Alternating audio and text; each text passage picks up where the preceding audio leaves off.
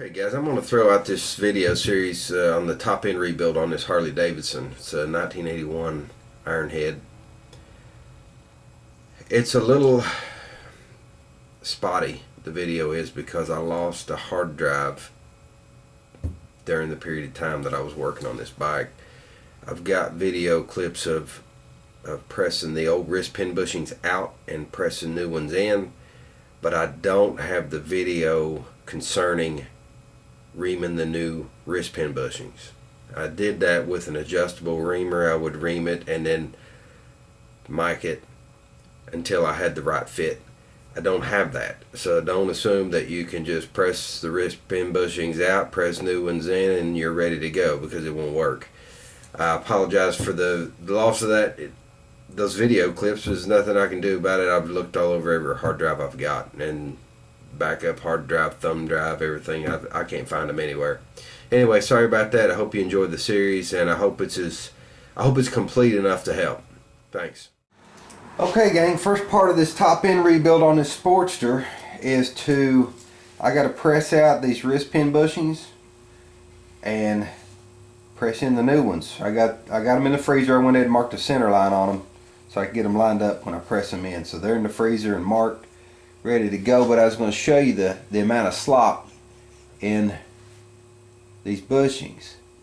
That's audible. I don't know if you can hear it on the video.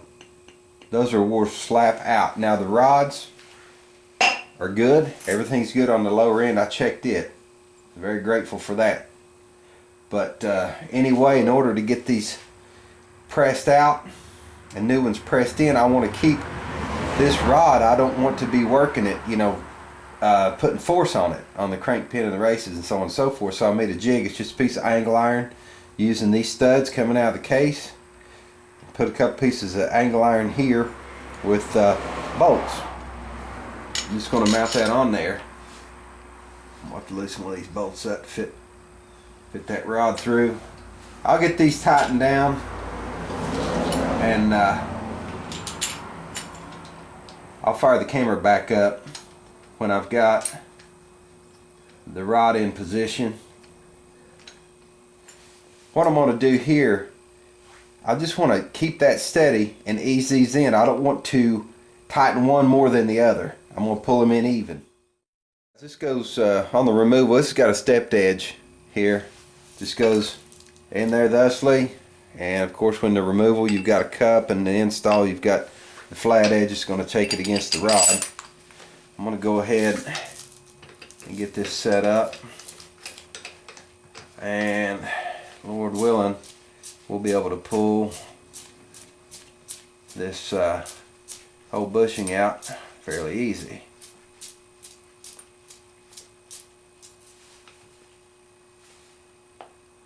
Okay, I got the rod. I didn't really, what you call, put a whole lot of torque on any of that when I was setting that rod up. I just eased it into the rod and just snugged it up a little bit. Let's see if this comes out okay.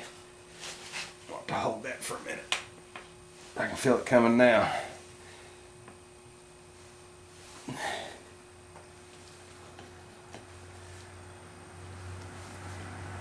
Looks like it's coming out pretty easy. And I'm trying to keep, I'm not trying to put a whole lot of force this way. I'm trying to keep all my force centered up as best I can. And that wrist pin is coming out real nice, or the wrist pin bushing rather. It's coming out real nice. It's not fighting me at all. Hopefully our install will go just as well. What I'm going to do is take a heat gun. After I get the wrist pins out of the freezer, I'm going to take a heat gun and just warm the top of that rod. I'm not going to make it hot. I don't want it cherry red or anything. I want to warm it so it'll expand and take those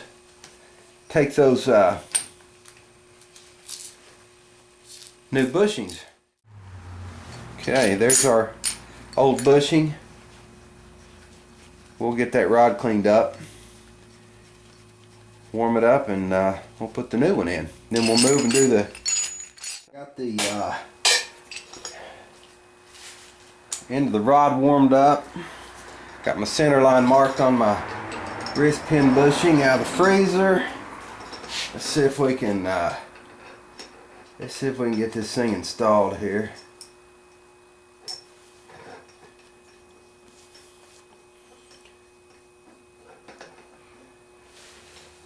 Sorry about the bad video work. It is a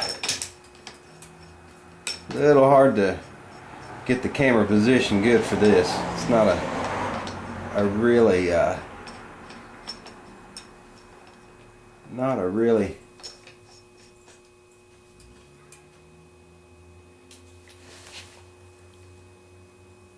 good way to do it.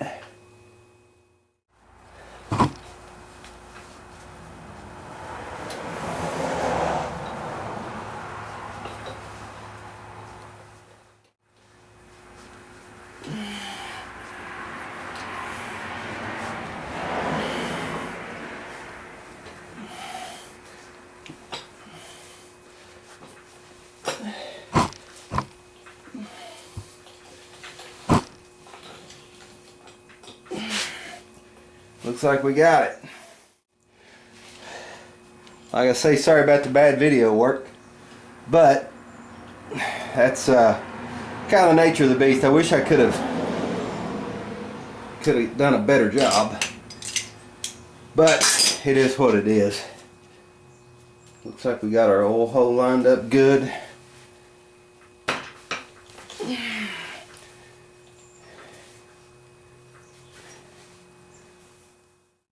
Now what we'll have to do is do the other side, and I'm gonna have to ream them. But that's a whole another segment of video. So I'm happy with that. That's good. It's ready to ream. Oil hose lined up. Got good clearance. Nothing's overlapping. They give you a little extra on that. Makes it easier to deal with, because when I put it in, it turned just a skosh off the center line. But I'm happy with it. It ought to hold just fine, just like it is.